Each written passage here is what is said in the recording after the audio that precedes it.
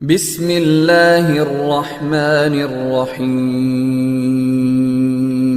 آج ہم ایک اہم بات پر ڈسکس کرنے جا رہے ہیں، اور وہ کیا ہے کہ کچھ لوگ کہتے ہیں کہ رمضان میں بیوی سے نہیں ملنا چاہیے۔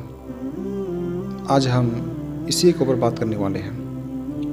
قرآن میں ہے، سورہ بقرہ سورہ نمبر 2 آیت نمبر 187 میں ہے، اور صحیح بخاری میں حدیث ہے 1915 کہ آپ بیویوں سے مل سکتے ہیں لیکن روزے کی حالت میں نہیں۔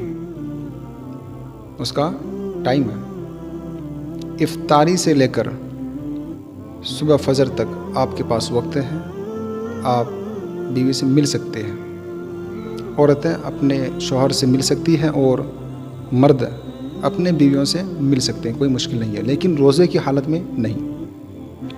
ہاں، روزے کی حالت میں آپ اپنی بیوی کے ساتھ سو سکتے ہیں، بوسہ بھی لے سکتے ہیں، لیکن ہم مستری نہیں۔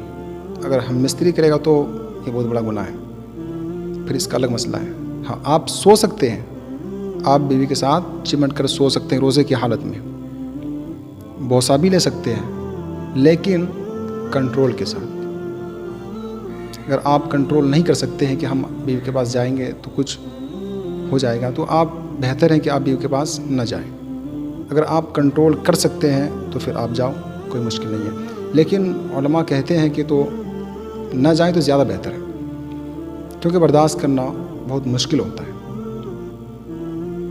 تو آپ رمضان میں بیوی کے ساتھ مل سکتے ہیں، کوئی مشکل نہیں ہے، ان کے ساتھ آپ ہم استری کر سکتے ہیں، لیکن اس کا وقت ہے اور اس کا ٹائم ہے۔ اس کا ٹائم کیا ہے؟ افطار سے لے کر صبح فجر تک آپ کے پاس پوری رات ہے۔ آپ رات میں کچھ بھی کر سکتے ہیں، اس کے بعد آپ غسل کر کے ریڈی ہو جاؤ روزے کے لیے، لیکن روزے کی حالت میں نہیں۔ اگر آپ روزے کی حالت میں پھر ہم استری کرتے ہیں تو یہ بہت بڑا جرم ہے، پھر آپ کو پھر اس کا الگ مسئلہ ہے۔ ہاں، روزے کی حالت میں دن کے وقت میں آپ اپنے بیوی کے ساتھ سو سکتے ہیں، بوسہ بھی لے سکتے ہیں، لیکن کنٹرول کے ساتھ۔ اگر آپ کنٹرول کر سکتے ہیں، اگر ایسا آپ مرد ہیں اور ایسا اگر عورتیں ہیں تو آپ سو سکتے ہیں، اگر آپ کنٹرول کر سکتے ہیں۔